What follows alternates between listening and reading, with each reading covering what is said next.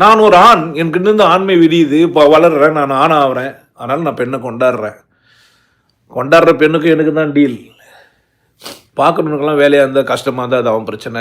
ஒரு சாராயத்தை நான் கொண்டாடுறேன், ஒரு சாப்பாடை நான் கொண்டாடுறேன்.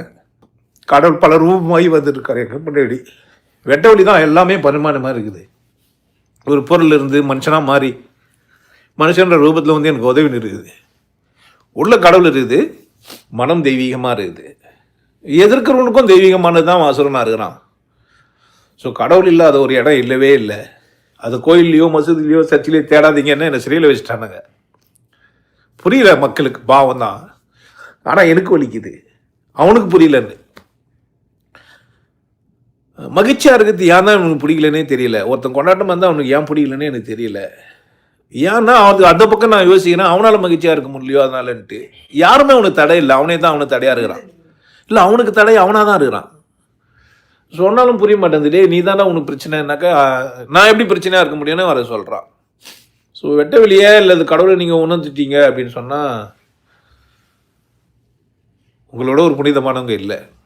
உங்கள் செயல் அத்தனையுமே புனிதமானது தான். இந்த உலகம் ஒத்துக்காமல் போகலாம், அது பிரச்சனை. பட் இந்த உலகத்தோடு நீங்கள் பயந்து வாழணும். ஏன் அப்படின்னு கேட்டிங்கன்னா, உங்கள் கொண்டாட்டத்துக்கு தடையாயிடும்.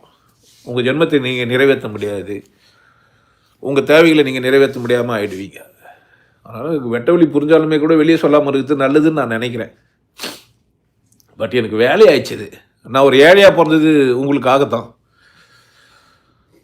இன்னும் எனக்கு இது மாதிரி ஒரு தேவை ஆசையெல்லாம் வந்திருக்காது. ஸோ நான் இங்கே வந்து வர்றதெல்லாம் எதுக்காக அப்படின்னா, ஒரு பக்கம் கொண்டாடிக்கிறேன், அதெல்லாம் சும்மா தான். ஃப்ளைட்டு கூட வெட்ட வெளியில் தான் வந்துச்சு. பிஸ்னஸ் கிளாஸு அது எல்லாம் ஒன்றும் விஷயம் இல்லை.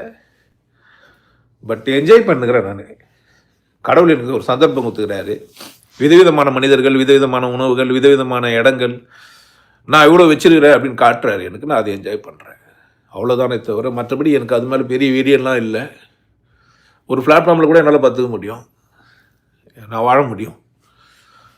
நான் கடவுள்கிட்ட போகிற வரைக்கும் நான் சந்தோஷமாக தான் இருப்பேன். யார் என்ன சொன்னாலும் என்னால் மாற்றிக்க முடியாது.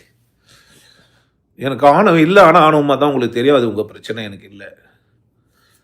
நீங்கள் சந்தோஷமாக இருங்கன்னு நான் சொல்கிறேன், புரிய மாட்டேங்குது. நீங்கள் கொண்டாடுங்கன்ற உங்களுக்கு புரிய மாட்டேங்குது. உங்களுக்குள்ளே இதெல்லாம் இருக்குதுன்னு சொல்கிறேன், உங்களுக்கு புரிய மாட்டேங்குதுன்னா எனக்கு ரொம்ப கஷ்டமாக இருக்குது.